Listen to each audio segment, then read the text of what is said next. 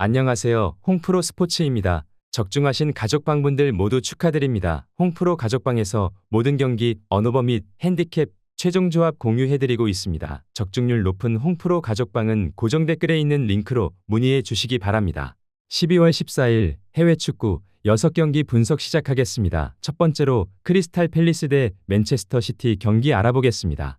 홈팀 크리스탈 팰리스는 올리버 글라스너 감독 체제에서 분데스리가식의 강력한 압박과 빠른 전환을 장착하며 리그 4위라는 놀라운 성적을 거두고 있다. 홈 팬들의 열광적인 응원 속에 셀허스트 파크는 그 어느 때보다 뜨겁다. 팰리스의 핵심은 스트라이커 장필립 마테타다.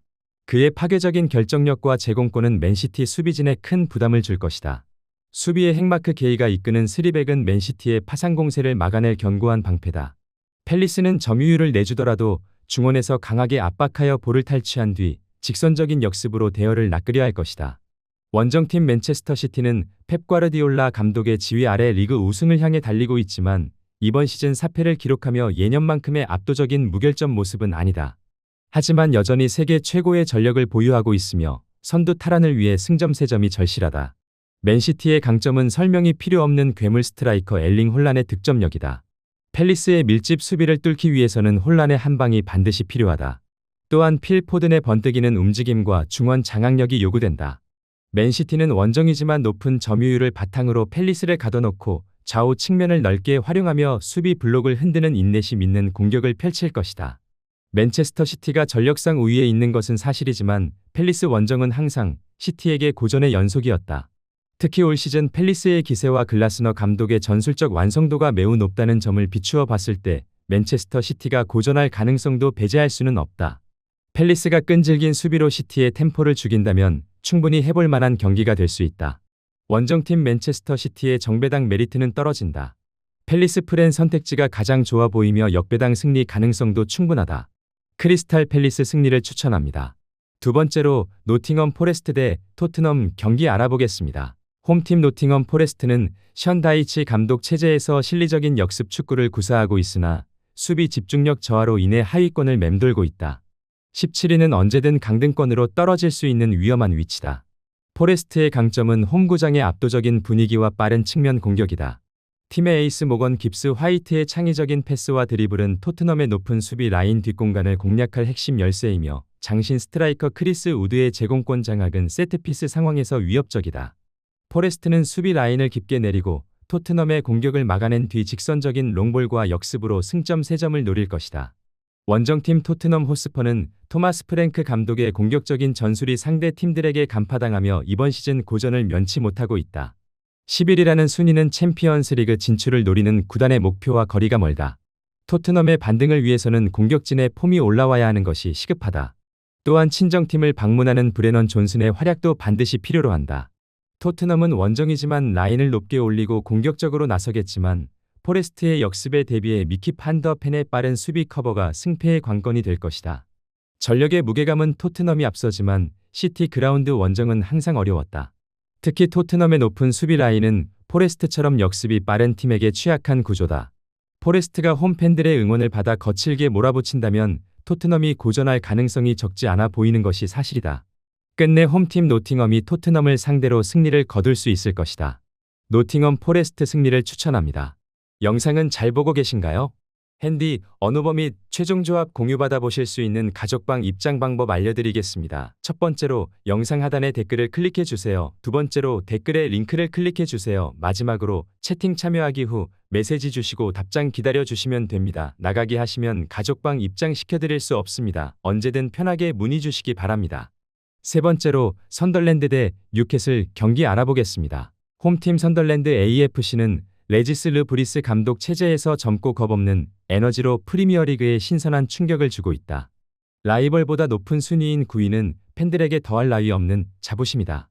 이번 더비전 승리는 그들의 성공적인 시즌을 상징하는 사건이 될 것이다. 선덜랜드는 홈 팬들의 열광적인 응원을 등에 업고 미친 듯한 활동량과 전방 압박으로 기술적으로 우위인 뉴캐슬을 질식시키려 할 것이다. 원정팀 뉴캐슬 유나이티드는 에디 하우 감독의 지휘 아래 막대한 투자를 감행했음에도 12위라는 실망스러운 성적표를 받아들었다. 이번 더비 패배는 팬들에게 씻을 수 없는 치욕이자 감독의 입지마저 흔들 수 있는 위기다. 중원의 사령관 브루노 기마랑이스가 선덜랜드의 거친 압박을 견뎌내고 경기를 조율해야 승산이 있다. 뉴캐슬은 원정의 압박감을 이겨내고 냉정함을 유지하며 객관적인 전력의 우위를 살려 확실한 한 방으로 승부를 보려 할 것이다. 전력과 선수 면면을 보면 뉴캐슬이 앞서지만 타인 위어 더비에서 순위와 전력은 무의미할 때가 많다. 특히 스타디움 오브 라이트의 분위기는 뉴캐슬 선수들을 주눅들게 할 만큼 압도적일 것이다.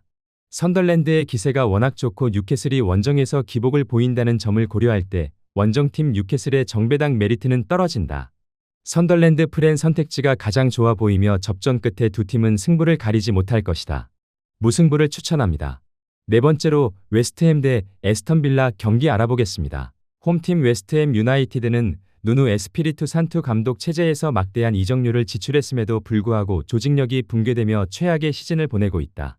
18위라는 순위는 팬들의 분노를 유발하고 있으며 이번 경기 패배 시 감독 경질설이 현실화될 수 있는 벼랑 끝 승부다.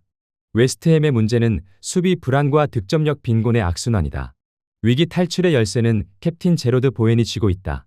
빌라의 높은 수비 라인 뒷공간을 파고드는 그의 침투와 결정력이 유일한 희망이다. 웨스트햄은 홈팬들의 야유를 환호로 바꾸기 위해 전술보다는 투지로 무장하고 거친 몸싸움으로 빌라의 템포를 끊으려 할 것이다.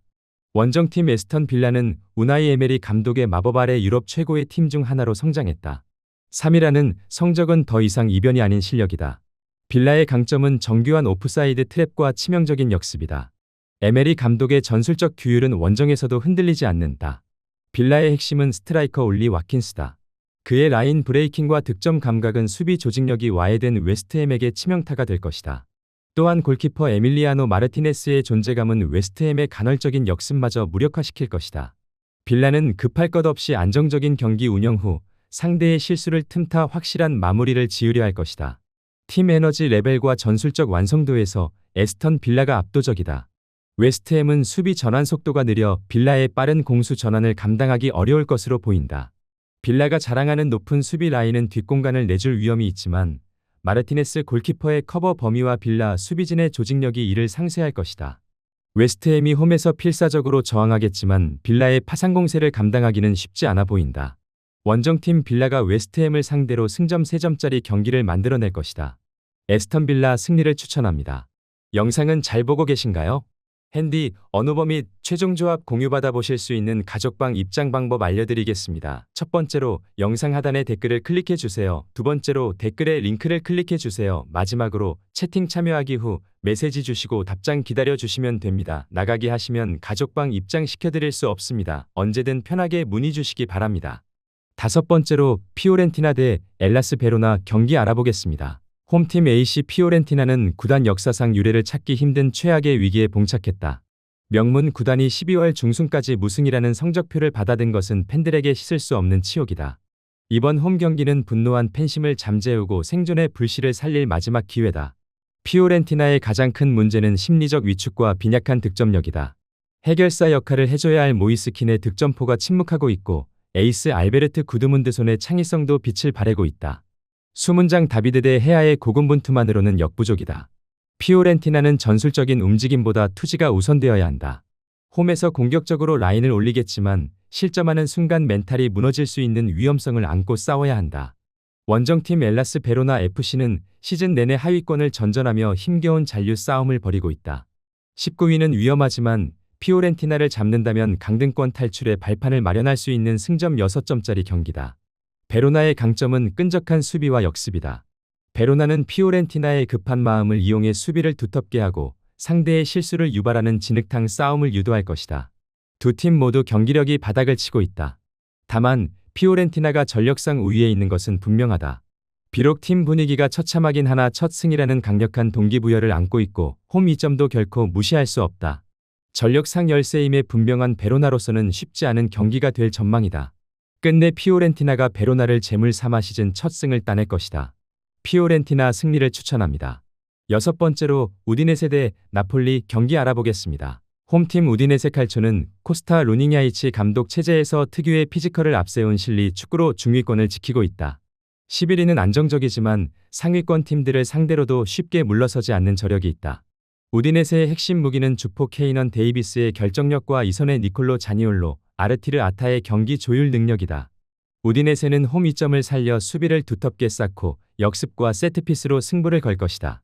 원정팀 SSC 나폴리는 안토니오 콘테 감독의 지휘 아래 강력한 카리스마와 조직력으로 우승 레이스를 펼치고 있다. 2위라는 성적은 그들이 스쿠데토 탈환을 위해 얼마나 치열하게 싸우고 있는지를 보여준다. 나폴리의 공격은 라스무스 호일룬의 발끝에서 시작된다. 그의 예측 불가능한 드리블과 슈팅은 우디네세의 밀집 수비를 파괴할 가장 확실한 열쇠다. 또한 중원의 엔진 스콘 맥토미니의 박스 침투와 활동량, 케빈 더 브라위너의 존재감은 경기의 주도권을 가져오는 데 결정적인 역할을 한다. 나폴리는 원정이지만 높은 강도의 압박으로 상대를 질식시키고 빠른 템포의 공격으로 승점 3점을 쟁취하려 할 것이다. 객관적인 전력과 동기부여 면에서 나폴리가 앞서 있다. 콘테 감독의 전술적 완성도가 높고 막강한 공격진의 파괴력은 우디네세 수비진이 감당하기 버거울 수 있다. 물론 우디네세 원정은 전통적으로 까다롭기로 유명하고 일정 수준 경쟁력을 갖추고 있는 팀이기에 나폴리로서도 마냥 쉽지는 않을 것이다. 나폴리가 전후반 내내 경기를 주도해 나가며 승점 3점짜리 경기를 만들어낼 것이다. 나폴리 승리를 추천합니다.